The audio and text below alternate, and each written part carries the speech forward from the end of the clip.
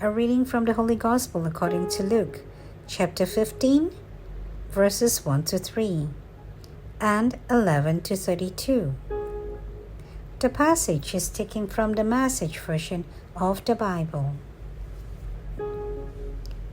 By this time, a lot of men and women of questionable reputations were hanging around Jesus, listening intently.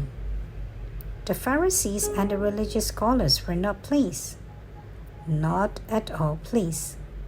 They growled, "He takes in sinners and eats meal with them," treating them like old friends. Their grumbling triggered this story. Then he said, "There was once a man who had 2 sons. The younger said to his father, 'Father, I want right now what was coming to me.' So the father divided the properties between them. It wasn't long before the younger son packed his bag and left for a distant country. There, undisciplined and dissipated, he wasted everything he had. After he had gone through all his money, there was a bad famine all through the country and began to fill it. He signed on with a citizen there who assigned him to his fields to slop the pigs. He was so angry he would have eaten the corn cobs in the pig slop, but no one would give him any. That brought him to his senses. He said, "All those farm hands working for my fathers sit down to 3 meals a day, and here I am starving to death. I am going back to my father. I will say to him, 'Father, I have sinned against God. I have sinned before you. I don't deserve to be called your son. Take me on as a hired hand.'" He got right up and went home to his father. When he's still a long way off, his father saw him. His heart pounding, he ran out, embraced him, and kissed him. The son started his speech, "Father, I have sinned against God. I have sinned before you. I don't deserve to be called your son ever again." But the father wasn't listening. He was calling to the servants, "Quick, bring a clean set of clothes and dress him. Put the family ring on his finger and sandals on his feet. Then get a prize-winning heifer and toast it. We're going to feast. We're going to have a wonderful time. My son is here, giving up for death and now alive, giving up for lost and now found." And they began to have a wonderful time. All this time, his oldest son was out in the field. When the day's work was done, he came in. As he approached the house, he heard the music and dancing. Calling over one of the houseboys, he asked what was going on. He told him, "Your brother came home.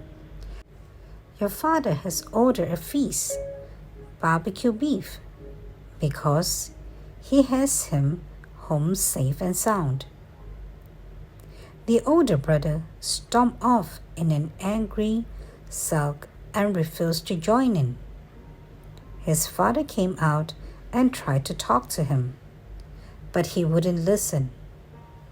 The son said, "Look, how many years I have stayed here serving you, never giving you a moment of grief.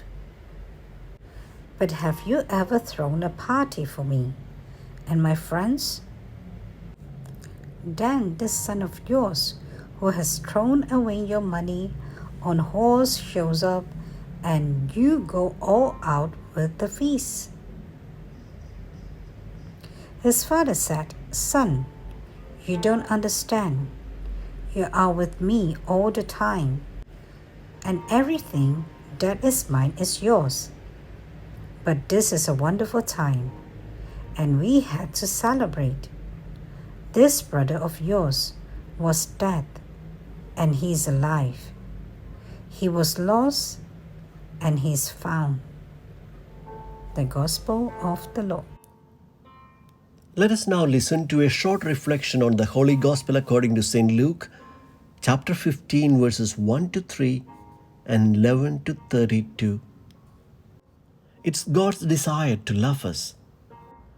The English novelist D.H. Lawrence wrote, "It is a fearful thing to fall into the hands of the living God, but it is a much more fearful thing to fall out of them."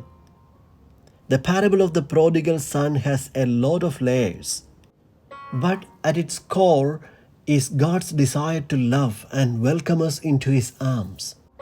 The story begins with a young man choosing to run away from his father and continues with a description of the repercussions of that choice. In what ways have we turned away from God?